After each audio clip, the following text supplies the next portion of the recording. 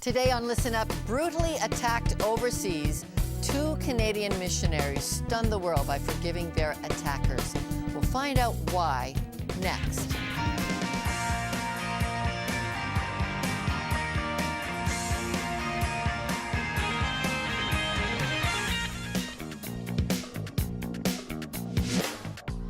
Welcome to Listen Up. I'm Lorna Dueck. Earlier this year, we kicked off our 10th season delving deeper into one of the unique stories of human courage, a story that captured headlines around the globe, and today we bring you an update. It was a July evening when Canadian missionaries John and Eloise Bergen were just getting ready to settle down for the night at their Kenyan home when they found themselves fighting for their lives. And all of a sudden, I was jumped by men who just appeared out of the bushes. And I was wrestled to the ground, and immediately a stranglehold was placed on my throat. And the rest of the men, 5 or 6 of them, began to beat me with clubs and machetes. Brutally assaulted, John and Eloise are fortunate to be alive. But in the immediate aftermath of the attacks, they spoke a message of love and forgiveness for their attackers. It was a move that would earn them the admiration from some, disbelief and scorn from others. In one of the first exclusive interviews granted after their attack, we explored the Bergens' choice to forgive. We bring you their story again, but with an update as the trial for their accused is underway in Kenya. In their last interview granted before their return to testify in the trial, John and Eloise shared in their own compelling words how they were preparing to face those who had left them for dead. But first, Eloise and John Bergen have spent a lifetime caring for their family. They've worked as pastors, carpenters, and caregivers in a variety of ways. But as Eloise turned 65 and John became 70, they embarked on the fulfillment of a dream to go to where they could serve the poorest of the poor. They began by working in Kitale refugee camp in Kenya, then devoted themselves to the problem of food security. They established a farm and taught local children and villagers gardening techniques. Life was good, and they were making a difference. John and Eloise, thank you for being with Listen Up. We've heard parts and bits of your story, but I don't think we really understand why you went to a post-election country that was in complete upheaval in Kenya. John, why? What were you there to do? Well, we had heard so much about the children, orphan children whose parents have died because of AIDS and bloody clashes. And so we just felt that this is something that we could speak into and give our lives to. So we really surrendered everything over here, got rid of everything, and just decided this is where we want to go and spend the rest of our lives. Eloise, did you know this amazing work was going to be dangerous? Yes, I did, but I was so excited to go. I could hardly stand myself.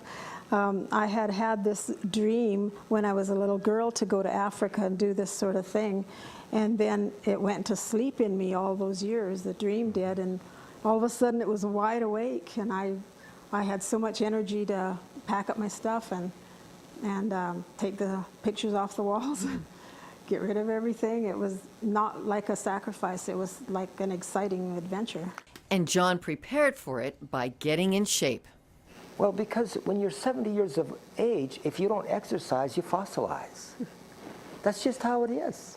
And I knew that without physical strength, how could I go to those outback places on such horribly rough roads and survive and make it there and have energy to minister to people when I'm at the other end of the journey. So unless you're physically fit, you may as well go home and just retire. But I was trying to refire. Sadly, the adventure would soon take a tragic twist.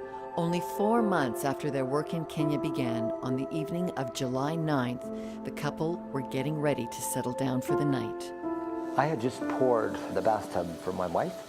She was going to take a bath, and then I went out to the yard, which was totally black at that time of the night. It was about 9 o'clock or 9:15 in the evening.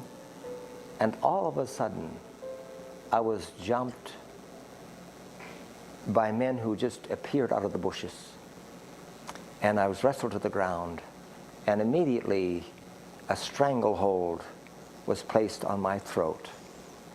And the rest of the men, 5 or 6 of them, began to beat me with clubs and machetes.